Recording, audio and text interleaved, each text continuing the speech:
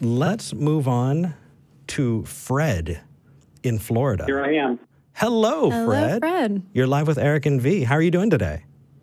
I'm doing very well. How are you? Doing good. Oh, dude, I'm excellent. I'm properly caffeinated. What would you like to talk about? I called in a few weeks ago and I talked to Jenna and Jamie. Okay. And I was telling how I got saved and was delivered from alcohol and drugs. Delivered from alcohol and drugs? What do you mean? Yes. Well, after I said a prayer, I no longer desired alcohol and drugs. I was addicted to cocaine, and I was an alcoholic. And after the prayer, I no longer desired them. Fred. Yeah, God changed I believe it was God that changed my heart. But Fred, I kind of wanted to say, after Fred, that. I actually wanted to ask you a quick question about that. Okay. Okay. So, you know that other people pray in many, many different conflicting religions and have given that same account. I've prayed and I've been able to stop, or end my addiction. Are you aware that people do that with many different religions and not just one?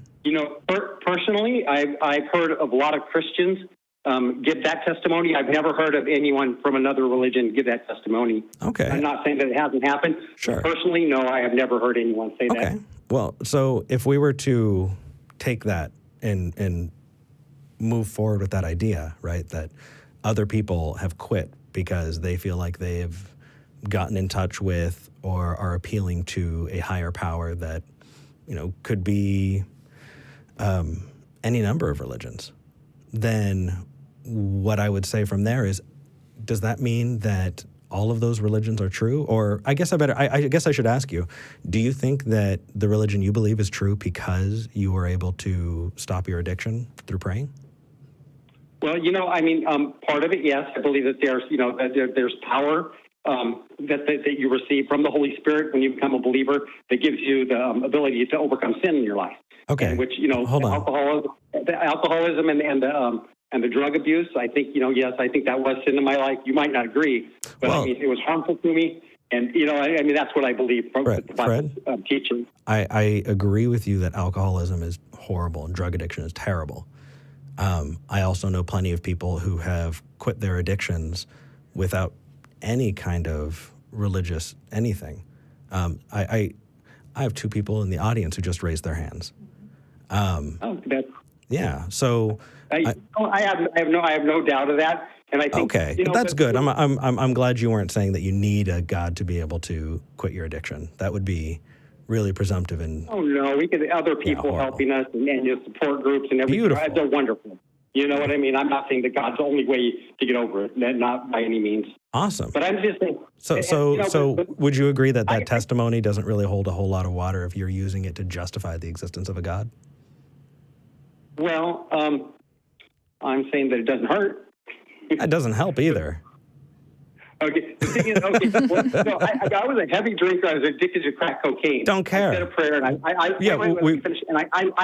lost desire. I did nothing, no effort on my own. It was like a supernatural thing that I just did not want it anymore. And from where I'm sitting, that's 31 years ago. Never did I even desire it since. You know what I mean? It's not natural. Yeah, you just agreed that is poor reasoning to determine whether or not a God exists.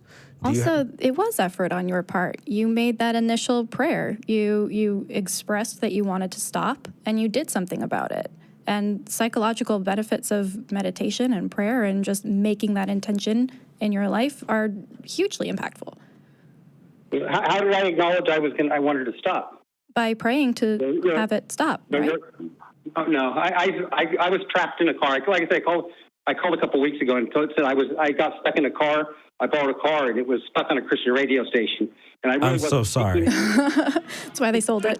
I was at the time too. I was totally. I tried to leave it off, but I worked in LA, and there was so much traffic going back and forth to work. I had to listen to something.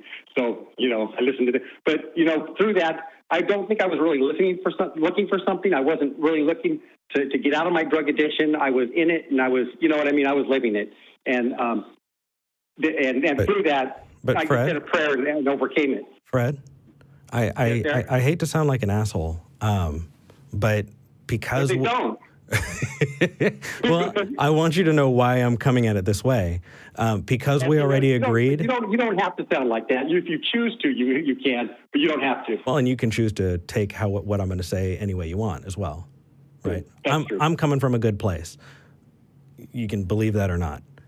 I know. I love Fred? you guys. I think you're great. I love you too. Man, see that? Okay, now we're already connected. Now we're Fred, good. we already agreed that that leaving your addiction is not good for determining whether or not a God exists. So continuing to talk about it just doesn't matter to me anymore because we already agreed that that's bad reasoning to think that a God exists. So as you continue to say more of the same thing, even if I granted your point, it still doesn't point to whether or not a God exists. So I guess what I want to ask you is, do you have anything else? I mean, if you know that it's not good reasoning, the reason I'm calling. Yeah. The reason I'm calling is because I wanted to say about after I said the prayer and I started going to Bible studies and stuff, I went to a Bible study and they started teaching on Bible prophecy, and that really solidified my faith, Okay. because of the Bible prophecy. So you're saying you had a tentative faith and it was solidified because you discovered that prophecies were fulfilled in the Bible, I'm assuming? Yeah, true. Yes. Okay. There's a lot that can be said about prophecy. Yes, indeed. I don't know. Do you want to jump in or do you want me to? So I'm seeing in the notes here that you're going to use the Reformation of Israel as an example. Would you like to go through that real quick? Yeah, just the basics on it. I'm not going to take real long, but in Ezekiel in chapter 36 and 37, it says that that Israel would be scattered throughout the earth, and that that they would be regathered to their land. And for 2,000 years that happened. They were scattered all throughout the earth, and they were brought back, and it's unprecedented. It's like there's more to the prophecy, but that's basically the gist of it. Is they were scattered throughout the earth for 2,000 years, and it doesn't give the time, but it says it talks about that. It says that the bones are dry, very dry bones. It was a long time that they were out of the land, and they became a nation again, and So after 2,000 years, it's amazing that they stayed a separate people from the nations they were among. No, it's not. Unprecedented, like I said. And no, it's not unprecedented, and no, it's not. It's in no way amazing. You not amazing? No, you have a group of people who have been kicked out of countries for over 1,000 years, obviously. Right? I mean, you have a group of people who were maligned and kept separate. The idea of keeping your cultural identity in the face of adversity is not, unheard of. And on top of that, the bigger point to be made, Fred, is let's say I were to say Fred is going to go to Greece, right? He's going to fly to Greece. Okay. So if you went to Greece, would that be fulfilled prophecy? I mean, that's pretty weak. I mean, to say that a nation is going to be scattered all throughout the earth. No, actually, 2,000 years is brought back. No. Hold on, Fred. Fred. Yes, sir. I am trying to make a point. I'm not trying to be pedantic. Okay. So you're saying you would not be convinced if I said Fred is going to go to Greece? No. Okay. What if you had a vested interest in in making what I said happen? Would that be more convincing or less if I knew that you were rooting for me to be correct? Yeah, I suppose so. Right. So when you have people after the fact who read that Israel is going to be reformed, want the Bible to come true, right? There are people who actively seek out to create the conditions that they think are going to begin the end of the world as predicted in Revelations, right? And because of that, if something happens and you have these people who are absolutely interested in making these things happen, it's not very convincing. Right. Everybody assuming, would you agree that probably the people involved in reforming Israel and bringing back that Reformation had access to the book of Ezekiel and probably read it at some point.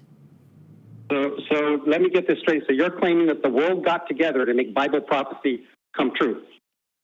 I'm asking. Hold on a second. No, I'm asking. Yeah.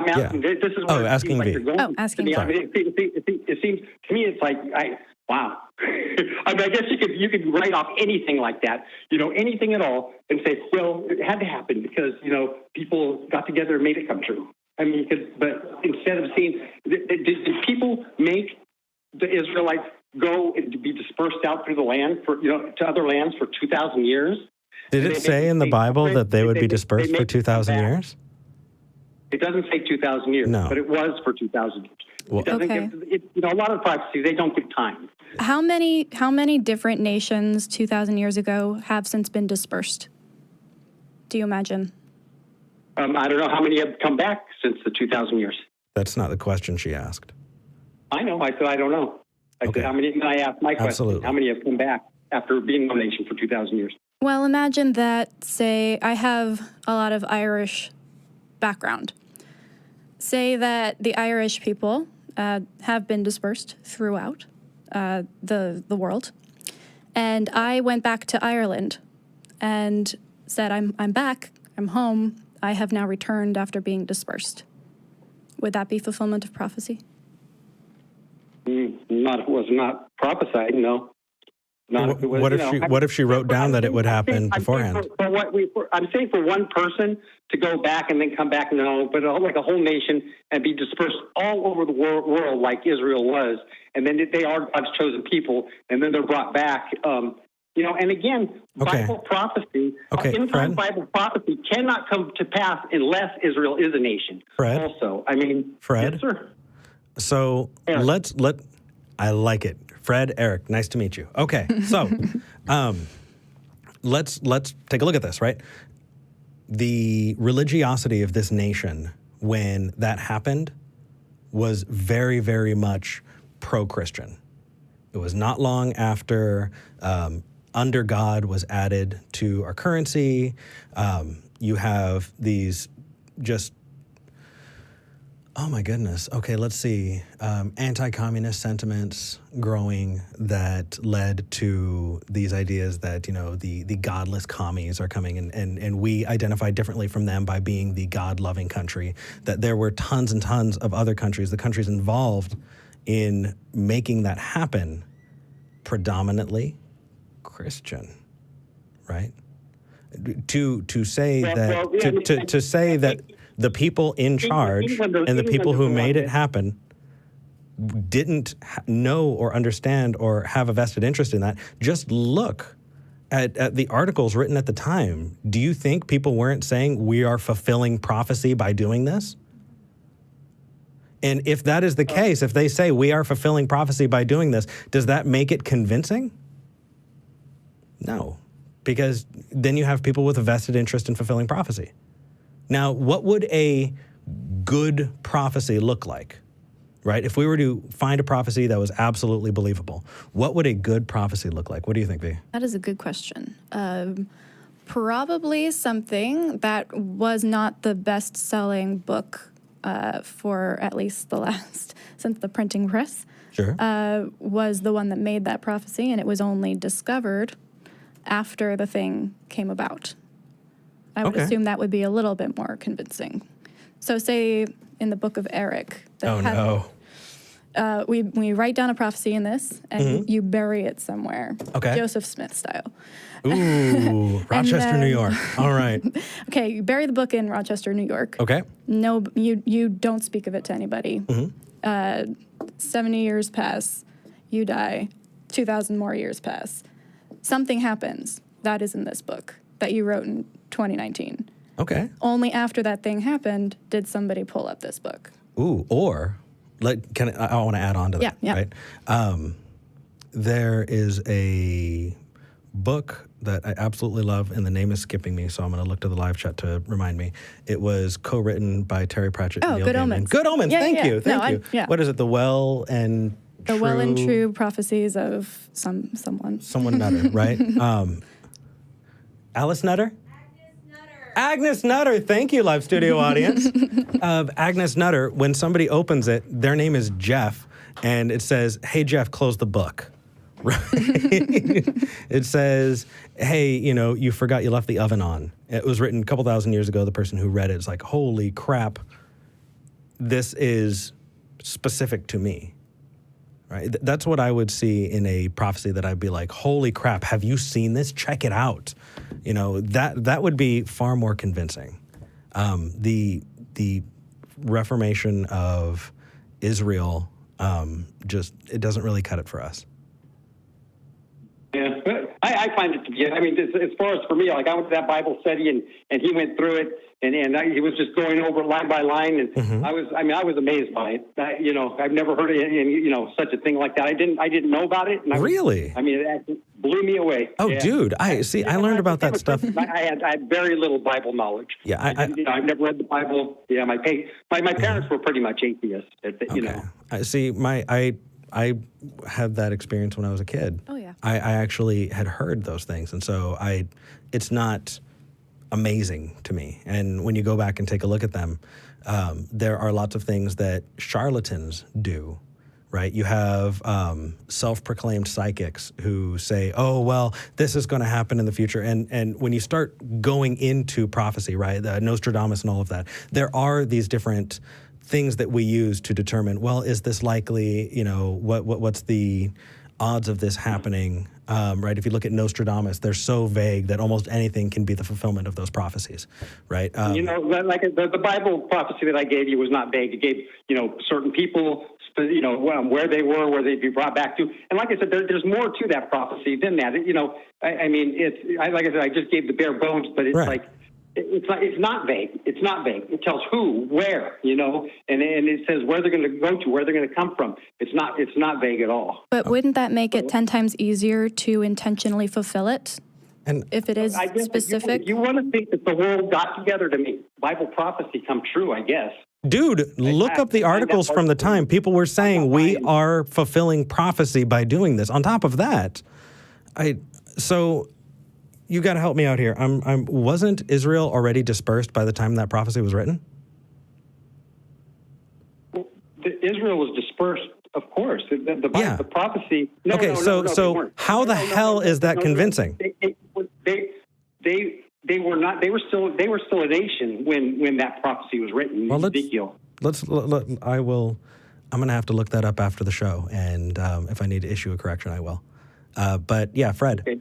Dude, it's just not convincing. Okay. It's just not convincing. Is there anything else that you wanted to throw in? You don't have to be convinced. I am. Yeah. I got it. Yeah. I would definitely be more convinced if there were specifics and if people were fulfilling those very specific prophecies without knowing them in the first place. When you have a group of countries that are very closely identifying with a religion that has this happening, and they're saying, we're going to make this happen, and then they make it happen, it is no longer magical and amazing that it happened. It's a concerted effort. Okay, Eric, so going along that lines, then, when the rest of the end-time prophecies are fulfilled, you're going to... When they are fulfilled. When the Antichrist comes on the scene and he signs a 7-year peace treaty between Israel and the surrounding nations, and that's you're going to say, no, we already knew because it was in the book. It's like, the book gives us a history of what's going to happen. It's past, present, and future prophecy. The history of what's going to happen. So you do realize that people have been pointing to the book of Revelations and saying that it's been fulfilled ever since the book of Revelations. Yeah, well... Every single time there was something that had 7 in it that was pointed to. That people have been pointing to it when we were in the Cold War. People were pointing into it in World War II. People were pointing to it in World War I, back when it was the Great War, right? People were pointing to it at the instantiation of this country. People have been pointing to Revelations to scare the shit out of people since the book of Revelations. And because you have to have the Antichrist rise to power. And do you know how many... I thought that... go ahead. Wasn't Obama supposed to be the Antichrist? Antichrist? Oh, there are so many cults of people. The United States was supposed to be the Antichrist according to somebody. Yeah, according to. Okay, go ahead. If you look to the Bible, what it says, that, no, he wasn't. Of course not. And like I said, it starts with the 7-year peace treaty that's enforced, and he becomes a world leader. Not just the leader of the United States, a world leader. And so, do you think that the creation of NATO and the creation of every other large ruling authority has not? I mean, people are pointing to the creation of the EU, right, and the euro, right, and consolidating the currency in Europe. They pointed to that. I was in church at the time. I remember it. A lot of it is speculation, and we don't know how it's going to come to pass until it does. I mean, a lot of it is... We don't know how it does until it does. It's like, as far as I know, Brad, so yes, do you live your life in fear of prophecies from other religions? I don't live my life in fear at all. You don't live your life in fear of all any of it. Okay, no, sorry. I'm not a fearful person. No. Are you tentatively accepting the prophecies of all other religions? No. Okay, why are you convinced by this one? Well, because it came to pass. Okay. Then I think we hit a wall.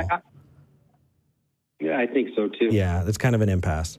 I'll pray that your eyes are open, though, Eric. Okay. Do you understand that that's really kind of snarky and reads to me as a slap in the face? I didn't mean it like that. I was just being funny. I'm sorry. I didn't mean to insult you. No worries. Sorry. That's why I asked. I'd rather make sure that we're good instead of ending on rough terms. You take care, brother. Okay, you too. Thank you. God bless. Bye-bye. Okay. Mm-hmm. There are so many people I've talked to who've just been like, oh, they said God bless. I'm so angry. What do you want to bet? He hung up and went, I shouldn't have done that. That was mean, right? I've actually had people in real life who know that I'm an atheist, oh, God bless. I mean, yeah. When you make it part of your language, it just happens. And Christianese is difficult to weed out, for sure. It is. I still use phrases that are, it's on my heart, Eric. Oh, yeah. It's on my heart. How about bless you after sneezing? Oh, yeah, no. I still thank people for saying that. Yeah. I was like, oh, thank you. It's at that point, it's kind of the cultural landscape. And so, yeah, no, I'm totally with you. I will say that the first time I was here, I was in the studio audience, and I sneezed, and no one said a word. And I was like, I found my people.